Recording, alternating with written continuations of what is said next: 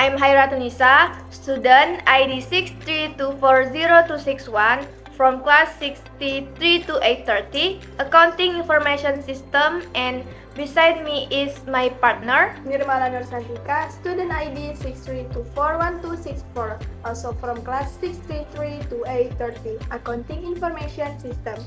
For our project today, we will be having a conversation about email.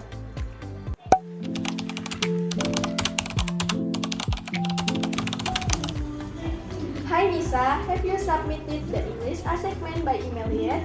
Hi Santi, yes, I sent it this morning to email. Have you done yours?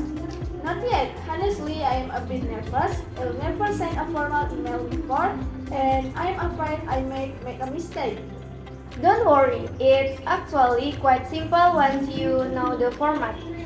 Just start with a polite greeting, mention who you are, and explain the reason you are writing. Okay, so something like there, Miss Lina. I hope you are doing well. My name is Santi from class 2A, and I am submitting my English project. That's perfect. And don't forget to attach the file and write a clear subject line, maybe English project, Santi, class 2A, so he can find it easily. Alright, so I also say thank you or something at the end. Yes, a polite closing is important. You can write thank you for your attention and then best regard, Santi. Got it. Oh, and is it okay to send the file as a Word document?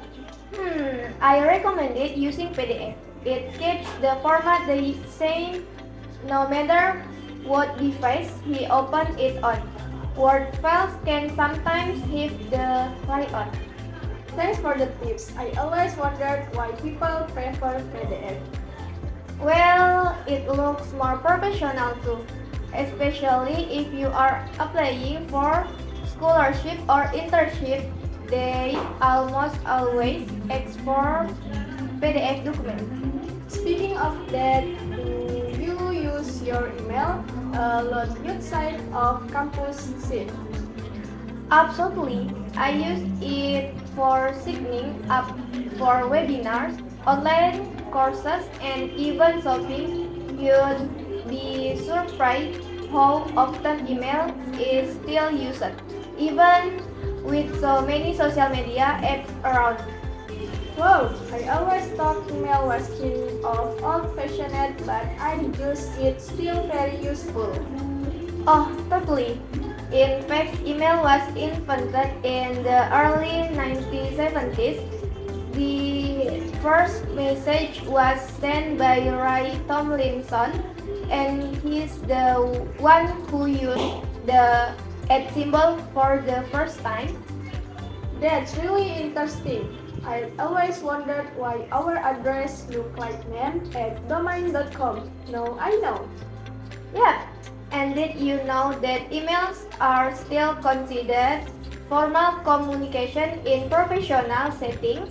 Even companies provide email over messaging apps for official matters.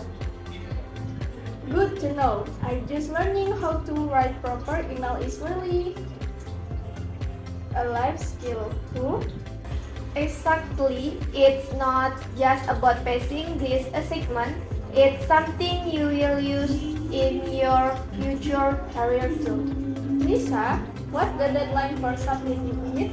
The deadline is 5 p.m. today, but I suggest sending it sooner so you don't have to rush. Good call. And what if I don't get a reply right away? So I resend it? Not usually, give it at least a day or two. Teachers are busy today, might not respond immediately. That makes sense. Is there anything else I should be careful about? Always double check the recipient's email address. Sending it to the wrong person can be really awkward. Oh, definitely. Thanks for the warning. No problem, I am glad I could help. Now go write that email and don't forget to double check your attachment before sending. Yes, I almost forget the attachment on and it was so embarrassing. Thanks again, Nisa. Anytime, let me know if you need help with anything else. Good luck! Thanks. Talk to you later. Bye. Bye!